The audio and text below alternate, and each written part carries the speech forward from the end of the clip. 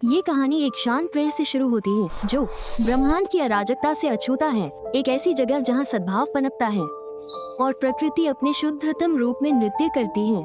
जानवर गर्म सुनहरे प्रकाश में नहाए हुए संतुलन और शांति के आश्रय में दुनिया में शान से चलते हैं। 5 साल से कम उम्र का एक छोटा लड़का एक चमकते हुए पोर्टल के किनारे खड़ा है। जब वो पीछे मुड़कर देखता है तो उसकी मासूम आंखों में आंसू झलमिलाते हैं। जहाँ एक प्यार करने वाला पशु परिवार उसे गर्व और दिल टूटने के साथ देख रहा है। वे जानते हैं कि यह उसका क्षण है। कांपते हाथों से लड़का अपने आंसू पोंछता है। वो पोर्टल की ओर मुड़ता है। उसकी निगाह डर और संकल्प के मिश्रण से भरी हुई है।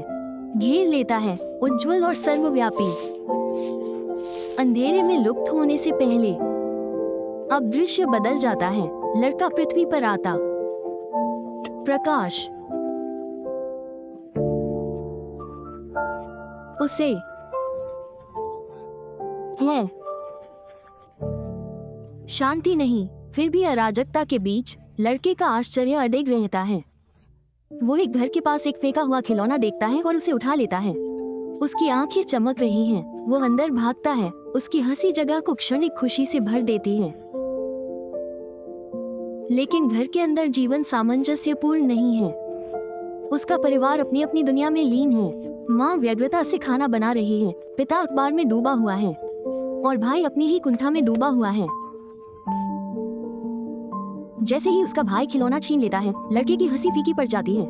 वो दरवाजे की ओर इशारा करता है और लड़का, जो कभी इतना खुश था, चुपचाप बैठ जाता है। किसी का ध्यान नहीं जाता। स्कूल का उसका पहला दिन उत्सुकता से भरी आंखों से शुरू होता है, लेकिन उस उत्सुकता का सामना संदेह और फिर क्रूरता से होता है। बच्चे हंसते हैं, उसका मजाक उड़ाते हैं और उसे धक्का देते हैं। उनकी हरकतें उसकी मासूमियत को टुकड़े टुकड़े करके छीन लेती हैं। यहाँ तक कि उसका भाई, जो घर के रास्ते में उसके पीछे चल रहा है, चुपचाप देखता है। वो मुस्कुराता है। अपने छोटे भाई बहन को पीड़ित होते देखकर दूर देखना पसंद करता है। घर पर लड़का दुनिया से दूर होकर एक छोटे से कमरे में चला जाता है। रंगीन दीवारें फीकी पड़ने लगती हैं, जो उसकी निराशा को दर्शाती हैं। वो अपने दूर के घर की तस्वीर को घूरते हुए चुपचाप आंसू बहाता है। एक ऐसा ग्रह जिसका वो केवल सपना देख सकता है। उसका भाई कठोर शब्दों में चिल्लाते हुए आता है। लड़का शारीरिक और भावनात्मक दोनों रूप से गिर जाता है। अब सभी रंगहीन हो चुके एक कमरे में छोड़ दिया गया। स्कूल में वापस क्रूरता के एक और कृत्य का समर्थन करने के बाद उसके भीतर गुस्सा उबलने लगा है। वो अपनी मुट्ठी डेस्क पर पटक देता है, जिससे हर कोई चौंक जाता है, लेकिन उसकी अवज्ञा की सजा मिलती है। शिक्षक उसे लिखने के लिए कागज देता है, जबकि बच्चों की हंसी तेज होती जाती है। प्रत्येक बीतते दिन के साथ उसकी आंखों की ऐसा लगता है कि दुनिया ने उसकी सारी उम्मीदें खत्म कर शहर, व्यस्त सड़कों और भीड़ भरे दी है। वो स्कूल जाना बंद कर देता है, लक्ष्यहीन भटकता रहता है। बाजारों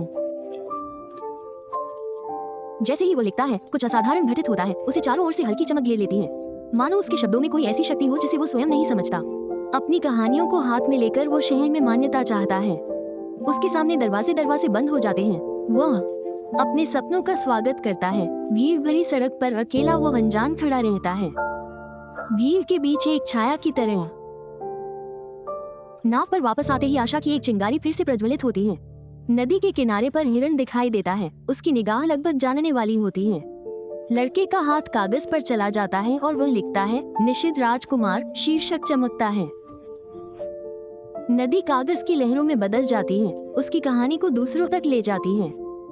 एक एक करके लोग उसके शब्दों को पढ़ते हैं। उनके चेहरे रंगों से चमक उठते हैं। दुनिया बदलने लगती है। पृथ्वी पर आने के बाद पहली बार लड़का मुस्कुराता है। नई ऊर्जा के साथ वो कागज की एक नई शीट उठाता है और एक बार फिर से लिखना शुरू करता है। उसकी कहानी अभी खत्म नहीं हुई है।